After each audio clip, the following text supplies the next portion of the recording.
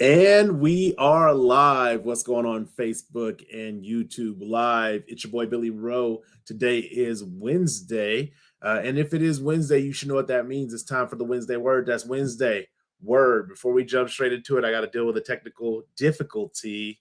Let's see what we got here. Let me deal with the technical difficulty. Continue. My Facebook Live is not streaming, and I want to make sure it goes through because that's important for people who are joining me on Facebook Live. Let's see what we got here.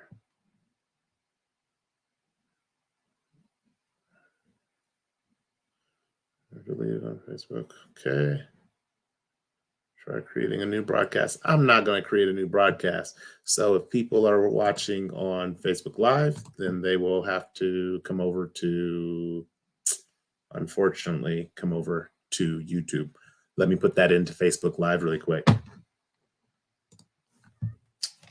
The stream is not running properly to Facebook Live. Now I got to go and get the link from YouTube. This is the world of doing live shows. You do something live and things just don't want to cooperate. Yesterday, I got kicked off of my own show with Terrell and Michelle at the end. I was ready, and then all of a sudden it was just the end, and it was like, you got to go. Show with Terrell and Michelle. That's going to be confusing if you guys keep hearing the loop. Let's see. Share, copy.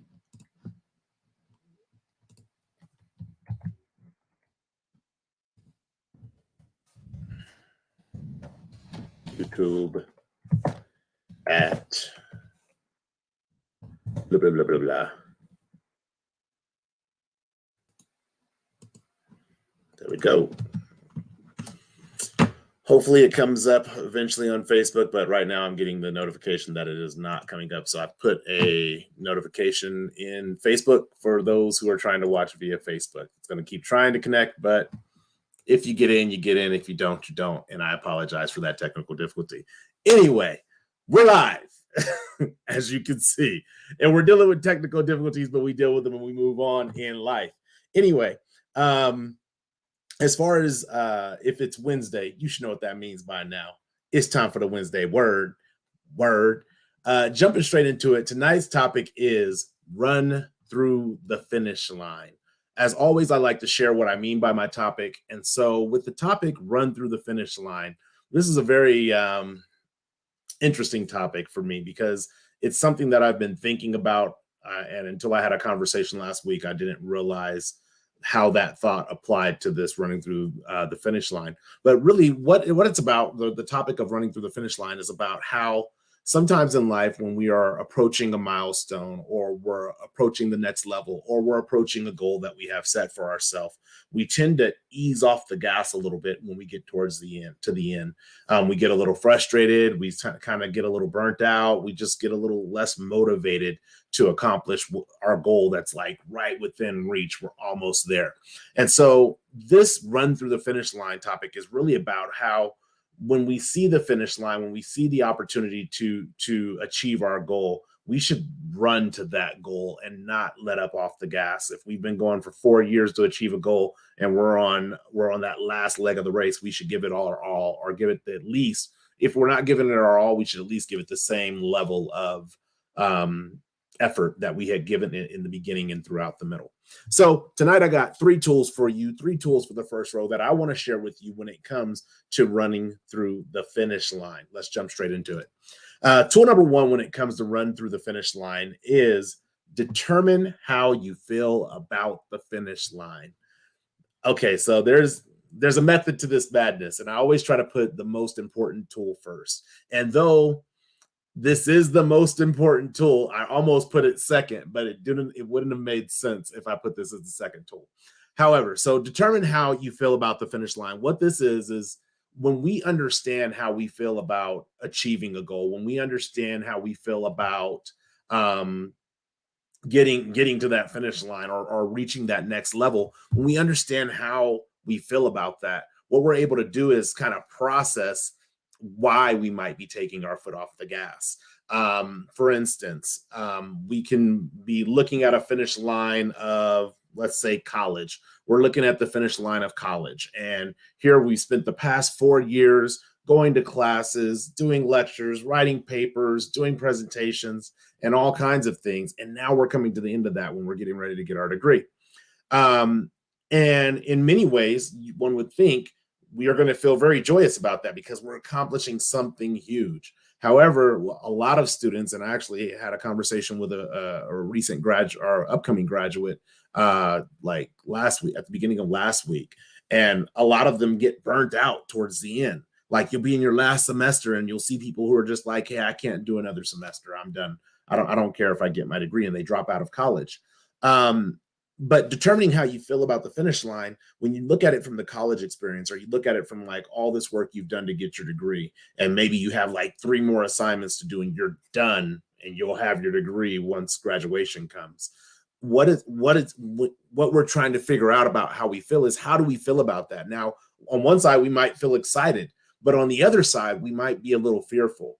And the reason I say fearful is because what I believe happens is, as we approach that degree and as those classes subside and we don't have to take this class and that class is done and we're checking things off our list, it's really easy to kind of move through that process and not really wonder what's next, because you have these prerequisites you have to take and then you have the classes that come after them. So it's a really clear path on what you have to do. Point A, point B, point C, point D, point E, to all the way to point Z.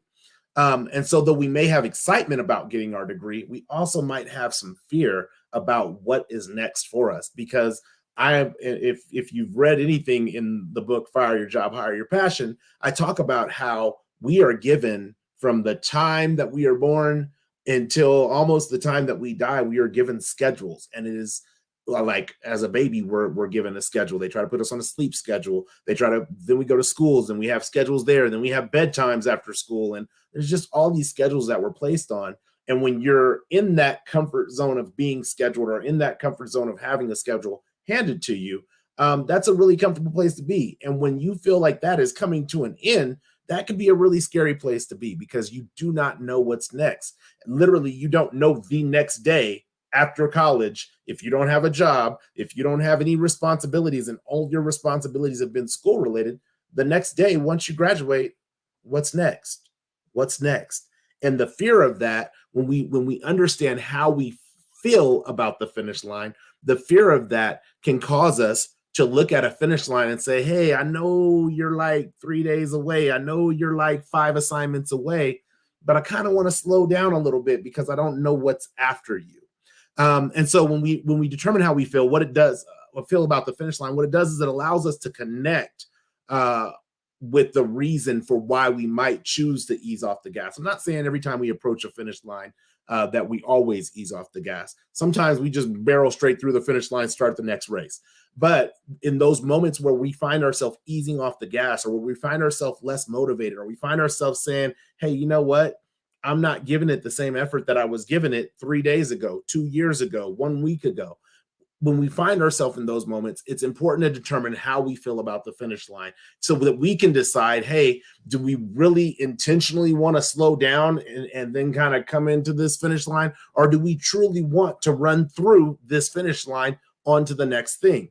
I think it was like 2 or 3 weeks ago, I went to Arches National Park with the family.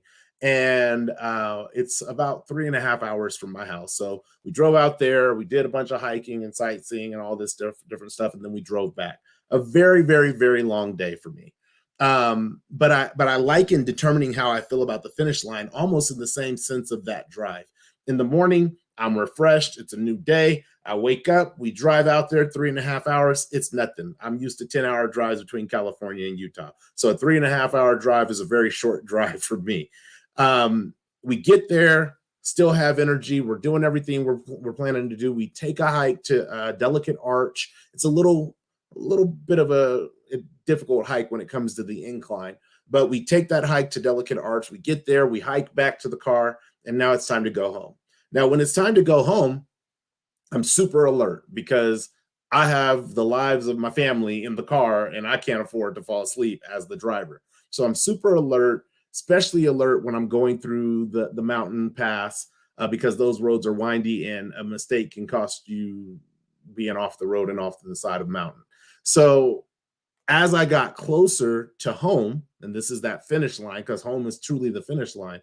As I got closer to home, I felt that alertness that I had in the beginning. Okay, I got to get there. I got to be ready. Okay, we're on this windy road. I felt it begin to relax and to begin to ease up off of, okay, well, now a little I'm in a place where I'm a little more familiar. I'm getting closer to home. I'm only about 15 minutes out.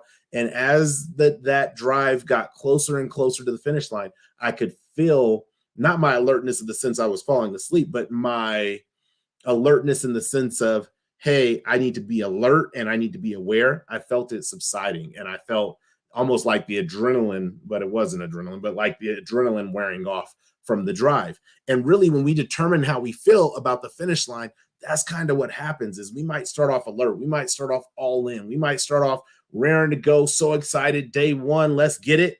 And then all of a sudden, by day 364 out of 365, we lose some of that fire. So we have to determine how we feel about the finish line. So that way we know why, if we are taking our foot off the gas, is it something along the lines of what I would relate taking my foot off the finish line because I'm grieving? Because if something has been exciting for the past 4 years, 5 years, 2 years, 1 month, whatever it may be, if it has been exciting and it's coming to an end, there might be a sense of grief that we have with that. And it's okay to have that grief, but it's not okay to it's okay to have that grief, but it's not okay to simply take your foot off the gas because you want to extend the good time, we'll call it. So that's tool number one in a nutshell. Really, it's about filling out filling out yourself on how you feel about the finish line. If it's something that you want to move forward to and you're willing to run straight through it, great. If it's something you intentionally need to slow down to get to, great. But if it's something you're just subconsciously taking your foot off the gas because you're uncertain about what's after, because you're comfortable or you've become complacent in what it is that you've been doing in your routine on a regular basis, then that's where we start addressing running through the finish line. So that's tool number one. Tool number two, when it comes to run through the finish line, is don't create unnecessary delays. And I kind of hinted again that this almost was the first tool. However, I couldn't put this tool first because, again, you have to kind of determine how you feel about the finish line before you determine that you're not going to create unnecessary delays, because some delays are intentional and necessary. I specifically put the word in unnecessary. Do not create unnecessary delays. And I liken this to a savor the last drop mentality. I want everything I can get out of this experience. And so I think about when I used to be a kid, and well, I guess I still do today. I still do to today. But when I used to be a kid, I loved ice cream. And as an adult, I still love ice cream. But when I was a kid, I remember I'd be eating ice cream and my parents would give me like 2 scoops of ice cream. I'd be at the table and I'd be eating my ice cream and some of my ice cream would melt. And I'd be like, yeah, I'm going to eat the melted ice cream too. I was savored every single last drop of that ice cream because it was something that I wanted and I truly didn't want dessert to end. Don't create unnecessary delays is that mentality that we create in our goals that we have for ourselves. How many of us know people in the world of education who are career students who they get a degree and they go right back into school. They get another degree, they go right back into school, and they are I don't even know the word would be, like serial degree earners. I don't know what the word would be or what the phrase would be, but they're constantly going back to school, back to school, back to school, because in some manners that, I mean, they might just be lovers of education. I'm a lover of education. I love to learn new things. However, but in other ways, they're just like, hey, look, this is the only life that I know. I know going to school. I know going to lectures. I know taking notes. I know sometimes I know the struggle of being a student. And so they're okay and willing to be in that space over and over again because they're trying to savor the last drop. Oh yeah, I did get that degree, but I'm now working on this degree. Oh, I did get this degree, but now I'm working on that degree. And then I'll have all 5 of these degrees, and 10 degrees later, it's like, okay, so what exactly are you planning to do with these degrees? Like, because it doesn't take a degree to go to school.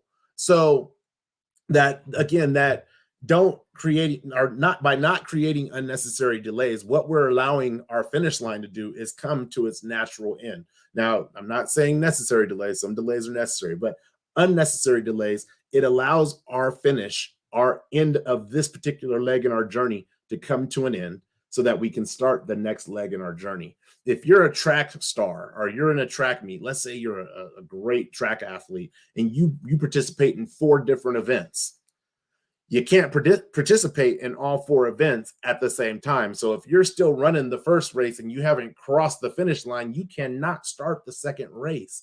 And really, for our life goals, for those milestones, for the next level that we're trying to achieve in life, we got to be able to be finishers. We need to finish strong so that we can start strong. It's really hard to kind of come in with like a half-hearted, really, there's only way to say it is a half-ass effort at the end of a race and then try to be like, yeah, but I'm about to be pumped for this next leg.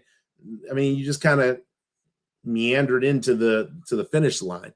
And so that don't create unnecessary delays portion is really about bringing in as much energy and really truly as much momentum as you can from the previous race as you go into your next race. Because whether we started or not, after we go through the finish line, the next race starts immediately. The next heat, it starts immediately. Whether you act or not, it just puts you further behind in that leg of the race. So that's tool number 2. It's don't create unnecessary delays. And really, that for me is just that savor the last drop moment or savor the last drop mentality, where you're just trying to milk everything that you can out of a experience that has truly run its course. And then that brings us to tool number 3, which is embrace what's next. This is like my favorite part, honestly, even though it's not the number 1 tool. It's my favorite part about run through the race or run through the finish line, is because sometimes what we'll do is we will set up again that exact same race. Well, hey, I was really good at running 100 meters, so I'm going to set up the next race to be a 100-meter race. And then I'm going to set the next race to be a 100-meter race. And the next race, guess what? A 100-meter race. But that's not truly embracing what is next. Now, don't get me wrong. Sometimes we do in our lives, we'll set a goal, we fall short of it, and we get to the end and it's like, darn, I got to do it all over again. I'm dealing with my son with that right now. I'm like, dude, if you fail one of these classes, the class doesn't go away, and all the work that you did from the previous class does not get carried over to this class when you have to take it again. Sometimes we will set ourselves up and do these second and third and fourth renditions because it's necessary when we don't achieve our goal. But when we're truly looking to embrace what's next, we should be looking to embrace the newness of what's next. Even if it is the same, what's new about it? Even if we're running the race this time with both legs instead of hopping on one leg, what's new? How are we going to be successful in this leg of the race? And when we get to that point, which is interesting in this regard, when we get to that point where we're almost to where we were at the first time around, even though the finish line is over here, we start to take our foot off the gas. Okay, well, I've already done all this. I don't want to do this other half. I just wanted to be done. Well, unfortunately, we still got more race to run, and it's important to keep the consistent effort at all times through that race. The other thing is when we embrace what's next, is we're truly growing into a space where we're learning how to navigate our emotions in the unknown. When we are open, when we're vulnerable, when we are aware of, hey, this next step is going to be kind of scary for me. It's going to be a little bit new. It's going to be a little bit difficult because I have some growing to do into this next step. When we're aware of that, it doesn't remove all the pressure, please believe, but it does take some of the pressure away because we at least can anticipate things. And in my experience, just my experience, might be your experience as well, but in my experience, when I'm anticipating things to be difficult, they typically are not as difficult as I anticipate them to be. And I don't mean that they are more difficult. I mean, they're less difficult.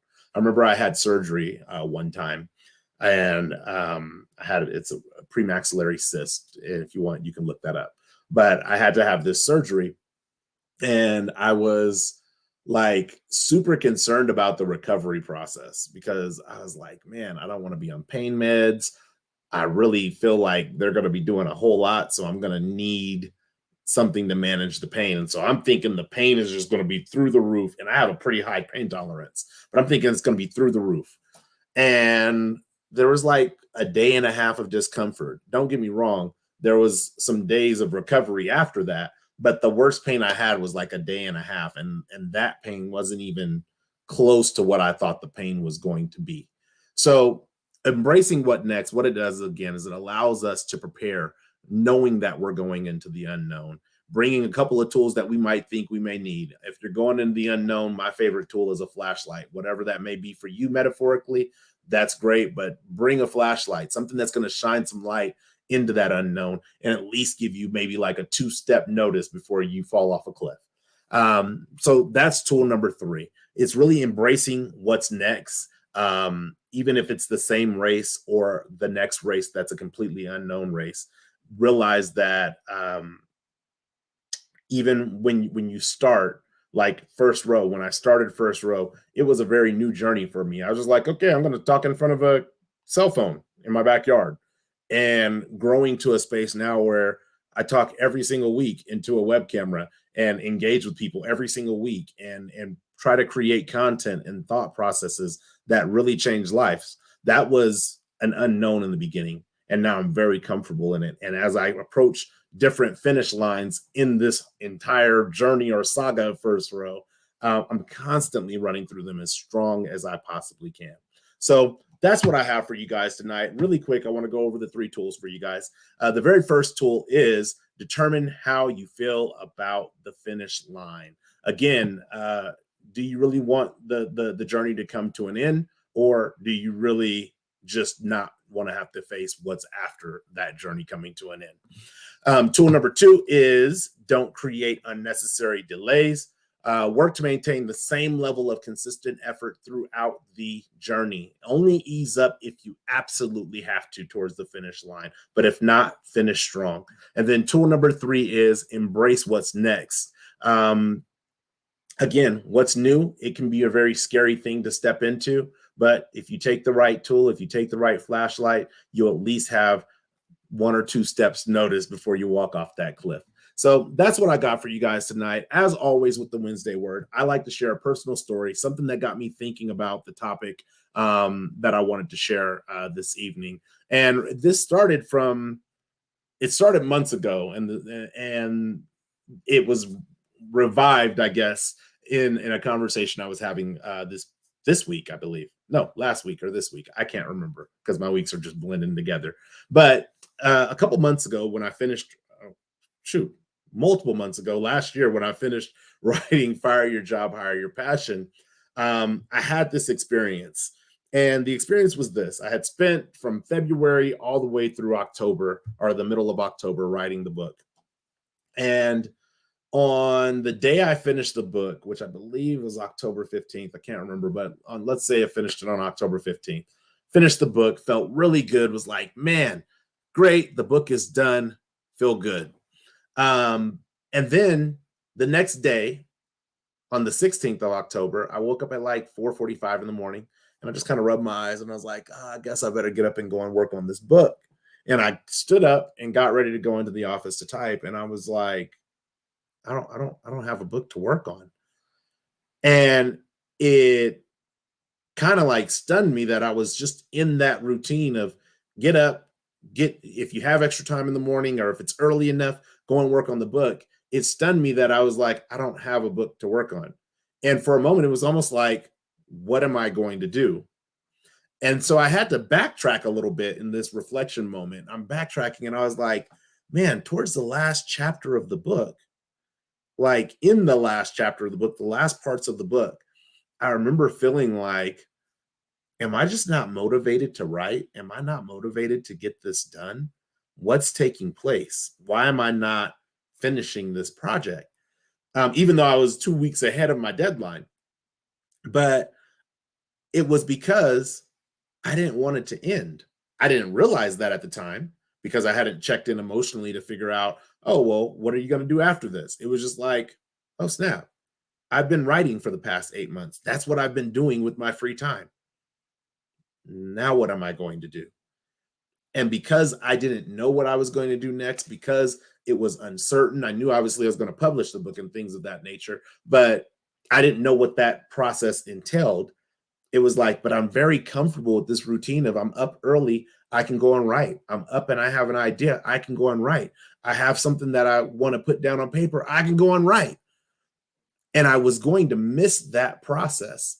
And so, in order to savor every last drop of it, what I did is I tried to pull off the gas a little bit and stretch out the end instead of keeping my consistent stride and finishing strong.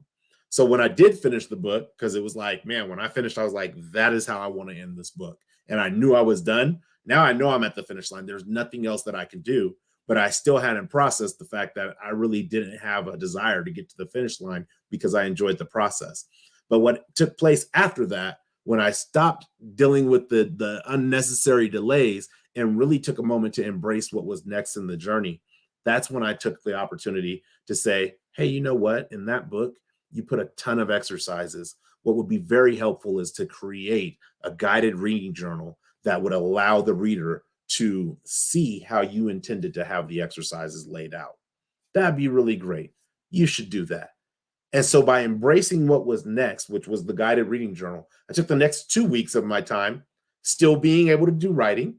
So again, it's still a similar race. It's not the exact same race because I'm not building a book. I'm building the content to go with the book. But for the next 2 weeks, I was able to build that content out and have these moments, these milestones, these same highs of, man, I'm still creating, I'm still writing, I'm still engaging with this content because I didn't want it to end. And that's what really drove this run through the finish line for me, was realizing that I had that moment where I took my foot off the gas because I didn't want to finish writing, because I didn't want that journey to end. But the moment that I accepted that that journey came to an end and accepted that, hey, I don't have anything else to write in this journey is done, then I was able to move into a moment of embrace and appreciation and actually create something completely different that I didn't even set out to create initially when I started writing this book. But once I finished writing the book, it unlocked the next level of creating a journal and creating a space to help people put their thoughts down on paper so that they can see them, not just think them. Because I think hundreds of thoughts a day, but I could tell you, if I don't write them down, those thoughts come and those thoughts go, and then they never come back. I can't remember them ever again in some cases. And so that's what the journal was really about, was creating a space where people can put their thoughts down to where they can come back and revisit their own thoughts later at 10 years from now. If you look at your thoughts 10 years ago, I'm sure they are different than what your thoughts were today. So that's what this was about, is about that journey that we take, how we ease up off the gas, and why we ease up off the gas. And if we can just learn to embrace what is next in our life, what's next on the next level, if we learn to embrace that, how much more we can thrive and how much further we can get into our goals and into our dreams. So that's what I got for you guys tonight. As always, if you have not yet, order your copy of Fire Your Job, Hire Your Passion, and the Guided Reading Journal. Matter of fact, I got them both right here. I always forget which one is which, but this is the book and this is the Guided Reading Journal. Order your copies and get this life-changing content. And I don't say life-changing content because I wrote it. I say life-changing content because now I'm able to read it as a reader. And there was a process that I went through in writing it that changed my life. And now there's a process that I'm going through as just a reader that's also intentionally changing my life. So I highly recommend getting this book. Also, if you would like, you can also go to firstrow.com, get the First Row swag. This is the First Row t-shirt. Behind me, you can see the First Row hoodies. They are amazing hoodies. Somebody got one of their hoodies in the mail and they said, when I put this hoodie on, I said, oh, hello there, my new favorite hoodie. So if you want to get some of the First Row swag or merchandise, you can get that also at www.1st.com. And then also our upcoming content. Now, I don't know if you guys have been paying attention, but our next episode of Carolyn Michelle and Billy Rowe Live is coming Tuesday, May 10th at 4 p.m. Pacific Standard Time, 7 p.m. Eastern Standard Time. These shows have been amazing, not because of myself, not because of Carolyn, but because of the people who are engaged in the live chat. People are asking amazing questions and people are giving amazing stories of their own and feedback. I love it. Keep it coming. The more the merrier. The other thing that we have coming up on the first row will be next week's Wednesday Word. That topic is to be determined. I haven't decided which Wednesday Word I want to do as of yet. Sometimes I just have to wait until the topic really resonates with me to bring that topic up. And since I don't have that yet, we'll find out what it is once I post it. But stay tuned to social media, and you can either find it on the YouTube page or on the Facebook page, depending. If Facebook doesn't work soon, then we'll have to deal with that another way. But other than that, that's what I got for you guys today. You can always connect with me at topics@firstrow.com. If you have a topic idea, something that you want us to bring on the show, whether it's on the Wednesday Word, something that I would unpack by myself, or on Carolyn Michelle Live. If you can't get in live, but there's a topic you would like to catch a replay on, put that topic information in topics@firstrow.com, and we'll put that topic, depending if we agree with that topic or want to deal with that topic, we'll let you know when that topic is going live. Other than that, I love engaging with you guys in the live chat. Thank you so much for tuning in and bearing with me through the technical difficulties. Still haven't figured that out, but that's okay. We'll get it done next time, hopefully, because it's not my technology. I just am a partaker of this technology. But other than that, thank you guys for tuning in. If there's anything you need, feel free to reach out to me. You can connect with me on LinkedIn, Facebook, Instagram. I have a Twitter account, but I rarely use it. And I don't use my TikTok account, so don't message me on TikTok. But you can also find me sometimes on Clubhouse. But that's all I got for you guys today. If there's anything you need, anything, reach out. Until the next time, thank you for tuning in. If you like this video, share it. If you share it, like it. I'm always happy to engage with you guys in the chat. I'm always happy to engage with you in the comments if you're watching via the replay for the first 7 days of the content being released. After that, we move on. But until the next time, one love, peace, and God bless. Thanks for sitting on the first.